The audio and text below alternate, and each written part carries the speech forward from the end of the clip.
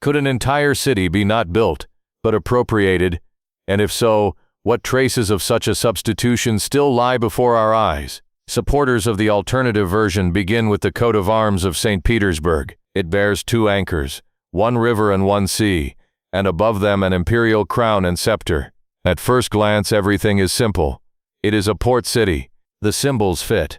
But they point to an oddity. If the city was officially founded at the beginning of the 18th century, why did a stable coat of arms take shape noticeably later? And why do its details look not in the Russian tradition of that time, but in Western European maritime heraldry? For this version, that is no small detail. It is a hint that the city supposedly inherited someone else's symbolic system, rather than creating one from scratch. Then architecture comes into play. Kazan Cathedral is compared to Saint Peter's Basilica in Rome.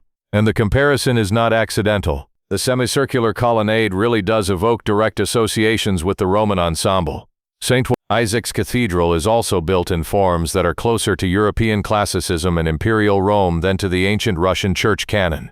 The Peter and Paul fortress is called a bastion fortress of the Western type, and the palaces along the embankments are often compared to Italian palazzi. Against this background, Moscow, Vladimir and Novgorod look completely different.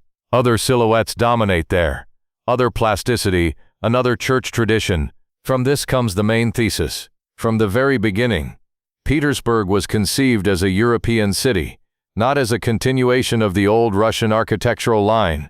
By the way, if details like these interest you, subscribe to the channel. Here we examine not myths for the sake of sensation, but the logic of the arguments themselves. The most striking argument in this fragment is connected with Kazan Cathedral, and watercolor is mentioned, attributed to Benjamin Patterson and dated to the beginning of the 19th century. In it, the cathedral already appears complete.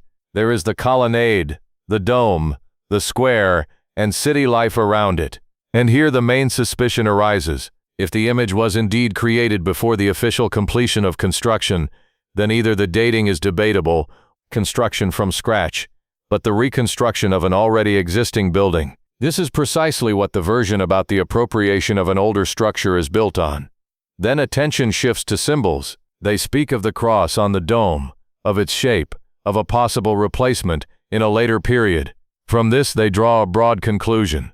Supposedly the temple originally had not a Christian but a more ancient sacred function. In this interpretation, the architect is no longer a creator, but a reworker, not the builder of a new cathedral, but a man who adapted an old structure to a new religion and a new state ideology. A separate layer of debate is connected with the floor of Kazan Cathedral. The mosaic pattern of colored stone really does make a strong impression. Complex geometry, repeating stars, precise fitting of details. For the alternative version, this is not merely decoration. It is supposedly the trace of a different system of symbols, not churchly, not evangelical, but astronomical or navigational. This conclusion is based on the fact that the patterns do not reduce to the familiar Orthodox program and do not direct the gaze only toward the altar. What matters here is something else. The very fact of a complex stone floor is real, but its interpretation already depends on who is looking. For some it is the outstanding art of the masters of classicism. For others, it is a remnant of more ancient knowledge. Another argument concerns the empty pedestals by the colonnade. They really do look as though sculptures could have stood there. The official explanation speaks of an unrealized design.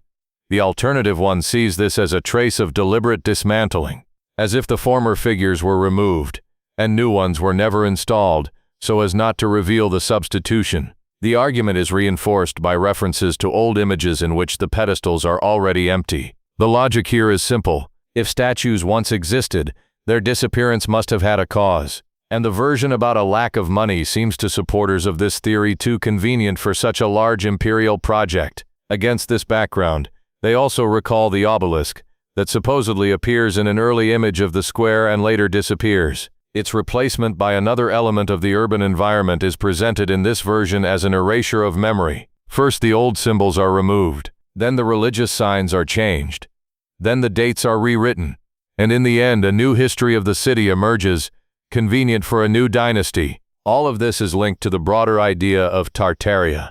Under this name, old European maps did indeed often label vast, poorly explored expanses of Eurasia. But supporters of alternative history interpret this term not as an external cartographic label, but as the name of a powerful civilization with its own religion, architecture, and technologies. In this version, Petersburg turns out not to be a new window to Europe, but a city on the border of the Old World that the Romanovs simply took under their control and renamed as their victory. That is why, in such accounts, Petersburg looks not like a beginning but like a repartition, not like the birth of a city, but like its appropriation.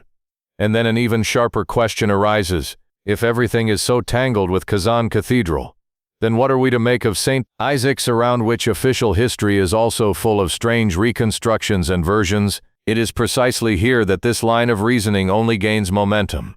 Is it possible that one of the main cathedrals of Petersburg was not built from scratch, but was long and persistently reworked? This is exactly what the alternative version rests on, trying to explain too many oddities at once. At first there was not a single building, but a whole chain of them. The second version, according to supporters of this hypothesis, was washed away by a flooding of the Neva.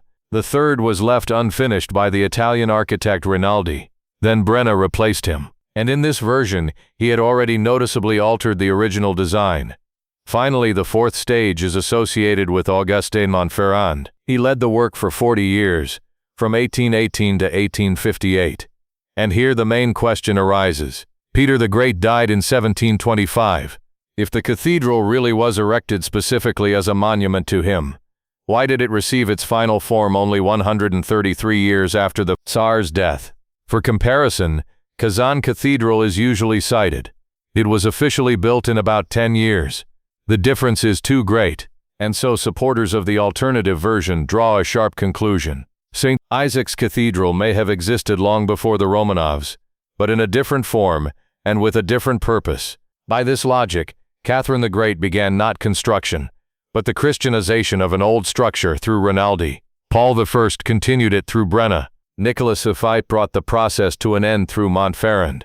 Then the 40 years of work are explained not as creation from scratch, but as a large-scale reworking, masking, and erasure of earlier traces. By the way, if you are interested in such non-obvious versions of history, subscribe to the channel. Here we examine precisely disputed details, schoolbook narratives. Special attention in this version is given to the columns. St. Isaac's Cathedral has 48 granite columns. Each weighs about 114 tons. Official history says they were cut by hand in quarries, then polished, transported by water, and raised using complex wooden mechanisms. But critics of this version consider such a process almost unbelievable. They point to the hardness of granite and the colossal volume of work. From this comes the suspicion that either the technology was entirely different, or the elements themselves were made not in the way we are told. On some columns one can indeed notice areas that are interpreted as patches. Officially, these may be considered traces of repair, but supporters of the alternative view see in them signs of a different kind of stoneworking.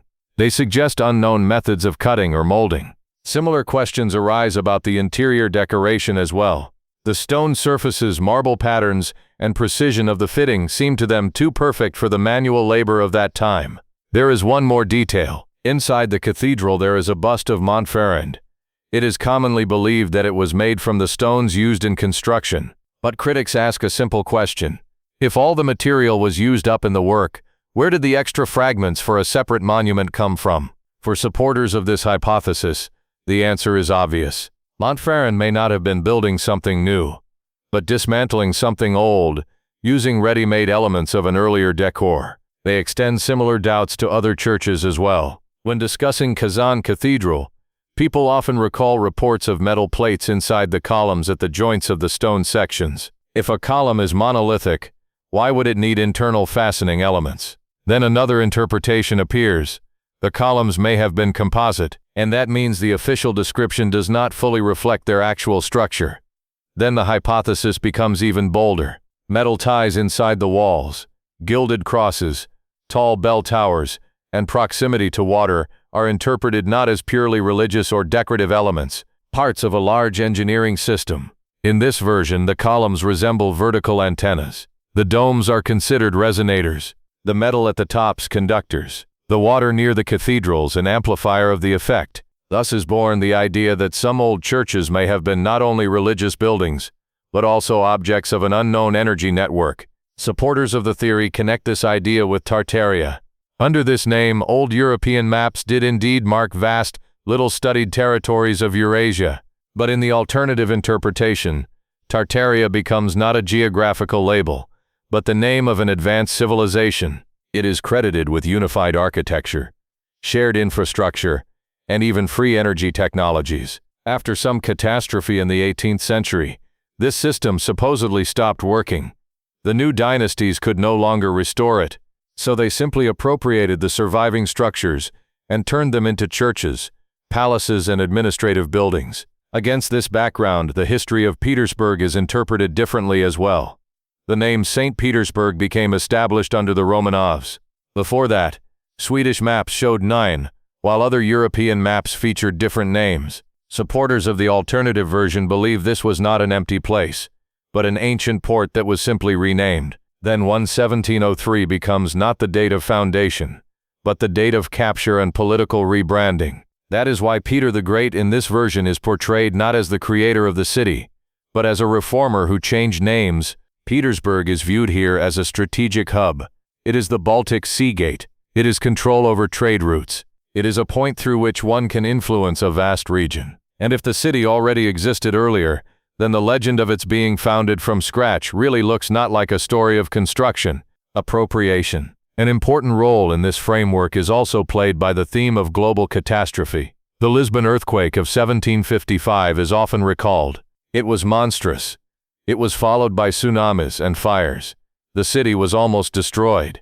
For conventional history, this is one of the most terrible disasters of 18th century Europe, but supporters of the alternative version see it as part of a larger process. They add to it volcanic eruptions in Iceland, Kamchatka, and Indonesia, and then recall the year without a summer in 1816. Famine struck Europe and America. From these events, they assemble a general picture, namely, that the planet experienced not just a series of disasters. Therefore, between the end of the 18th century and the first decades of the 19th, as supporters of the hypothesis claim, strange decline in construction activity, and then a sharp rise begins. But this is interpreted not as the start of new construction, but as the clearing, restoration, and appropriation of already existing buildings. First floors buried in the ground are excavated. Structures are repaired. They are given new names, new authors, and new dates. And then St. Isaac's Cathedral becomes in this version not just a church, but a key piece of evidence. The time frames are too long. The columns are too heavy. There are too many signs of alteration. The city's location itself is too convenient, which means the dispute is no longer about a single building. It is about who really controlled this space before, and why it later became necessary to rewrite its past. In this narrative, the Baltic appears not just as a sea but as a strategic corridor between west and east. Through such waters have always passed trade, military routes, and control over resources. Therefore, St. Petersburg is shown here not as an ordinary capital, but as a nodal center of a large system that the author links to Tartaria. And from there, the whole logic is built on architecture. Colonnades are interpreted as beacons, domes as navigational markers, tall cathedrals as points for observation and signal transmission. In this version, their religious role is secondary. The main thing supposedly lay in an engineering function that was later forgotten or concealed. St. Isaac's Cathedral is presented as the main example. It stands at a noticeable elevation, and its dome is visible from many points in the city. From this it is concluded that such a position was not chosen by chance. The gold on the dome, in this interpretation, is understood not as decoration, but as a material with high conductivity, and the unusual acoustics inside the cathedral are presented as a sign of precise calculation. A whisper by the wall can be heard far away. Therefore, in the author's opinion, the building may have functioned not only as a church, but also as a resonator, observatory, or transmitting station. Kazan Cathedral is explained in a similar way. Its semicircular colonnade is viewed here as a form for concentrating waves, sound waves, electromagnetic waves, and even, it is suggested, other kinds of influence. The even rhythm of the columns is interpreted as part of a resonance scheme. The space in front of the cathedral, including water if it was present there, is described as an element of a unified circuit. By the way, if you're interested in this kind of close analysis of details, subscribe to the channel. The focus here is precisely on those little things people usually pass by. From this grows the main thesis. The city was supposedly part of an energy infrastructure. In this version, lighting, heating, and communication worked without conventional fuel. After some catastrophe, the system stopped. The function disappeared. The form remained. Therefore, former energy nodes, it is claimed, were turned into churches, cathedrals, and bell towers, while their original purpose was concealed by a new interpretation. Then the author broadens the scale. He suggests that similar traces exist not only in Petersburg, but also in Moscow, Kiev, Warsaw, Budapest, and other cities. From this, an even larger conclusion is drawn. Modern borders and national versions of history supposedly appeared only after the collapse of the former common system. The new dynasties in this version divided the territories and wrote their own historical narratives. The sharpest part of this hypothesis concerns documents.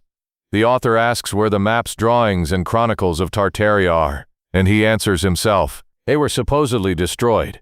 Fires in libraries and archives in different countries are interpreted not as accidents, but as a cleansing of memory. And everything that might have survived, according to this logic, is locked away in inaccessible archives, but the argument is based not on archives, but on objects that can be seen. As an example, they cite Patterson's watercolor with a date that supposedly contradicts the official construction chronology. They mention empty pedestals from which inconvenient figures were allegedly removed. They speak of marble floors, patterns, metal elements inside columns, and the oddities of restorations.